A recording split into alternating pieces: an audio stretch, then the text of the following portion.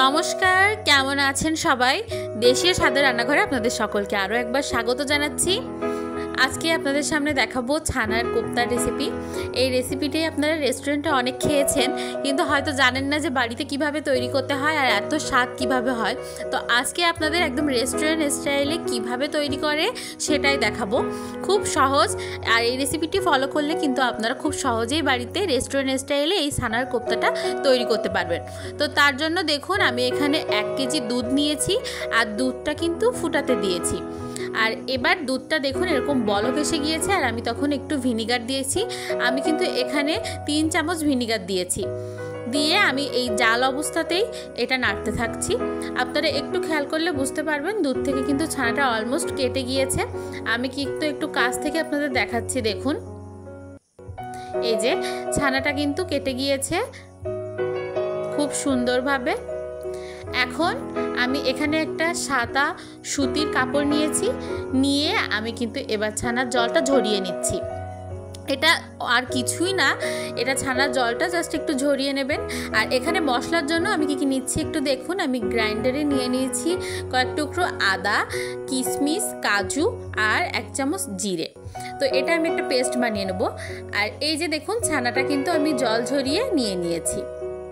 এটা আপনার জল ঝরানোর জন্য বেশিক্ষণ রাখার প্রয়োজন নেই, আধা ঘন্টা রেখে দিলেই আপনার এই জলটা ঝরে যাবে। তো দেখুন আমি এই অংশটা দিয়ে আপনারা এই ছানাটা ভালো করে ম্যাশ করবেন। আপনারা একটু খেয়াল করে দেখলে বুঝতে পারবেন যে আমি কিভাবে ছানাটা ম্যাশ করছি।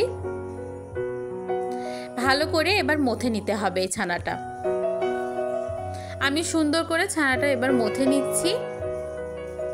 একটু সময় নিয়ে এই কাজটা করে নিতে হবে, তা না হলে যখন আপনি ছানার কোপ্তাটা ভাজতে দেবেন তখন কিন্তু সেটা ফেটে যাবে, না হলে ভেঙে যাবে। তো দেখুন আমি এখানে একটা আলু সিদ্ধ করে নিয়েছি। এবার গ্রেটার দিয়ে আমি আলুটা একটু গ্রেট করে নিচ্ছি। আমি কিন্তু আলুটার অর্ধেক দেব, পুরোটা আলু কিন্তু আমি দেব না। আপনারা একটু মন দিয়ে ভিডিওটা দেখুন, আপনারা দেখলেই বুঝতে পারবেন যে কিভাবে আমি তৈরি করছি। ভিডিওটি একটু বড় হয়ে গিয়েছে, তবুও সবার কাছে অনুরোধ থাকলো একটু ধৈর্য ধরে ভিডিওটা দেখুন, আপনাদের আশা করি ভালো লাগবে। আর রেস্টুরেন্ট স্টাইলে কিন্তু এটা তৈরি করছি আমি।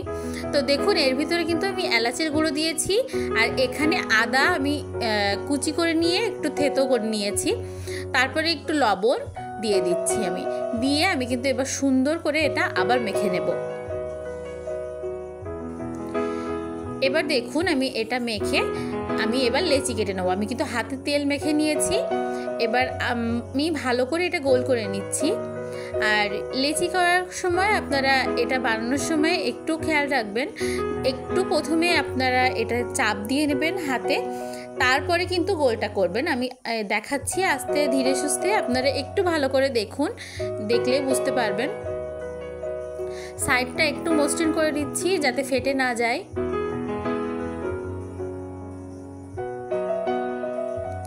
দেখুন আমি আবারও দেখাচ্ছি, এইভাবে প্রথমে চাপ দিয়ে নেবেন, তারপরে কিন্তু আস্তে আস্তে গোলটা করবেন, তারপরে অল্প একটু আস্তে করে চাপ দেবেন। এটা কিন্তু বেশি চাপ দেওয়া যাবে না, বেশি বড় করা যাবে না, তাহলে কিন্তু ফেটে যাবে। এই যে আলতো হাতে একটু চাপ দিয়ে নেবেন, তারপরে সাইডটা একটু ঠিক করে দিচ্ছি। এভাবে করে কিন্তু আমি সব কয়টা কোপ্তা বানিয়ে নিচ্ছি।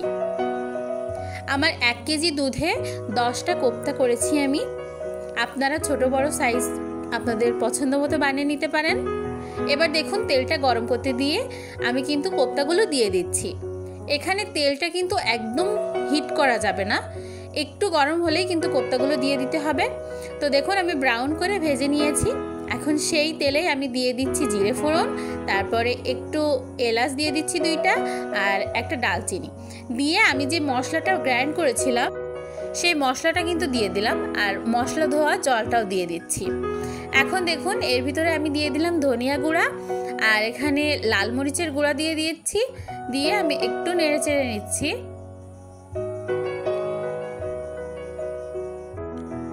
দেখুন এবার কিন্তু আমি লবণ আর হলুদটাও দিয়ে দিয়েছি, দিয়ে আমি মশলাটা একটু নেড়ে চেড়ে এবার এর ভিতরে কিন্তু আমি টক দই দিয়েছি। এখানে কিন্তু আমি টক দই খুব অল্প পরিমাণে 20-30 গ্রাম টক দই দিয়েছি, কারণ বেশি দিলে কিন্তু এটা টকটক হয়ে যাবে। আর ব্যালেন্সের জন্য একটু চিনিও দিয়েছি।